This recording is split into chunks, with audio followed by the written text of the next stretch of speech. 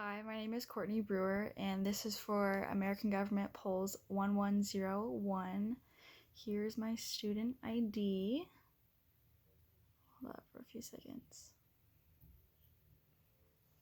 So first, I will start with, I decided to do my topic for the Unit 4 writing assignment over the Second Amendment.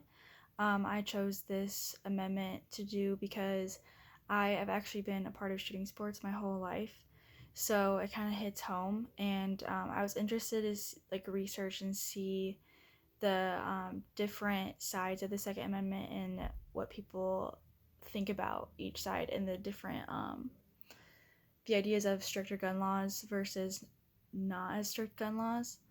Um, so what I first did is I first researched kind of like what started the Second Amendment, and I found that it was originally created because of the fear of the government turning into a tyranny, and it was created to protect the citizens in case this did happen, taking into consideration the time period and when the Constitution was originally written.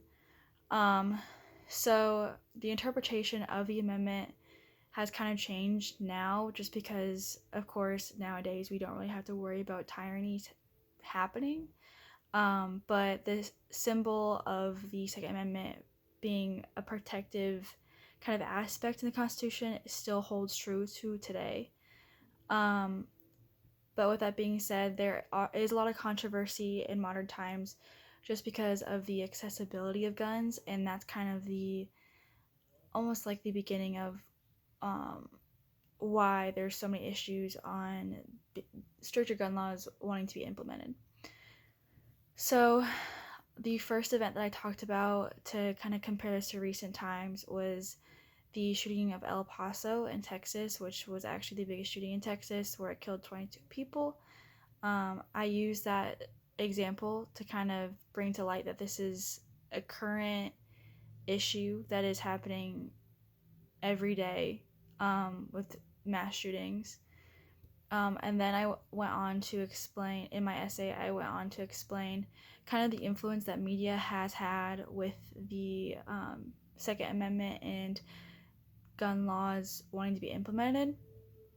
It kind of, and how it all started was with the Columbine shooting. I kind of explained, I explained it a lot in my essay that with the Columbine shooting, excuse me, the media kind of took it way out of proportion, and they were so focused on getting the story out to the public to gain attention that they put out a lot of false information, and this caused a lot of fear in the public of course, guns and the violence caused by guns.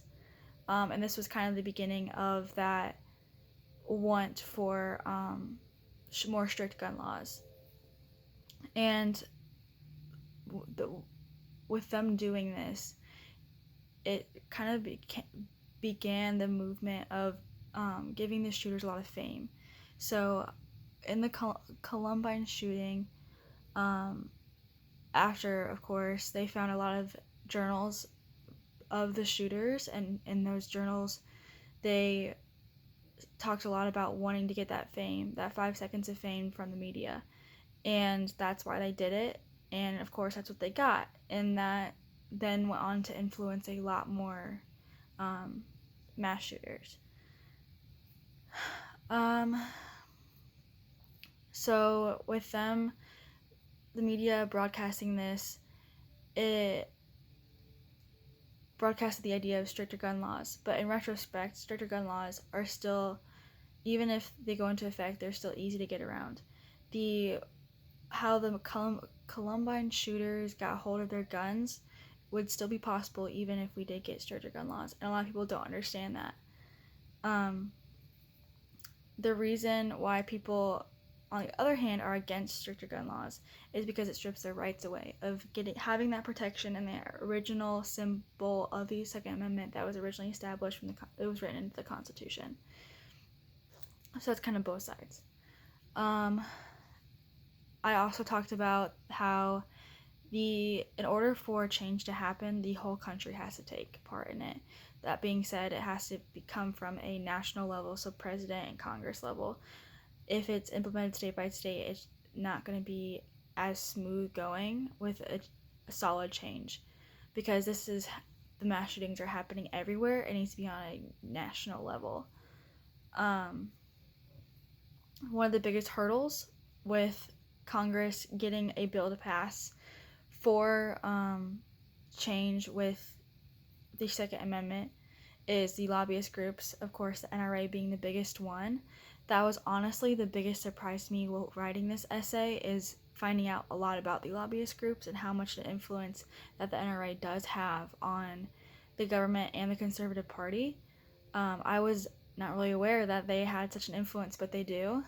And then to end my essay, I just explained some alternatives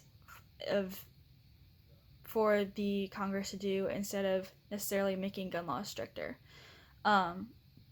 These alternatives included education, so educating the public on guns and the safety of guns, and making them more known of how a gun functions. That way that they're not as fearful, because honestly the biggest trigger for wanting stricter gun laws is the fear of guns, because a lot of people don't really understand them and how they work, and that's what's causing their fear. Another alternative was to focus on mental health.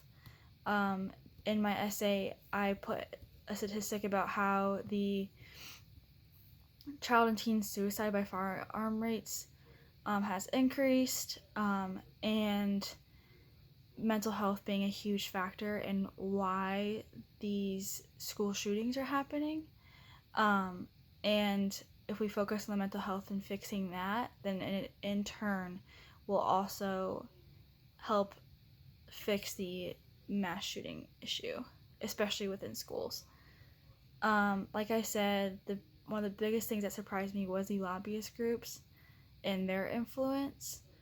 Another thing that surprised me was of course, the influence of the media as well, and how this issue kind of started and branched from the false information that the media did put into the public. I find that very interesting, and how much it has then almost snowballed effect into creating the controversy that is happening in modern times today.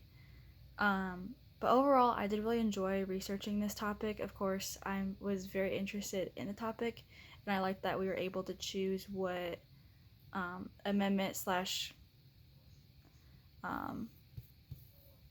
topic we wanted to write about, and it definitely changed my perspective a little bit on the topic, and I liked seeing both sides, because now I understand both parties, and it makes it easier to go on with if ever having a conversation with somebody about this topic.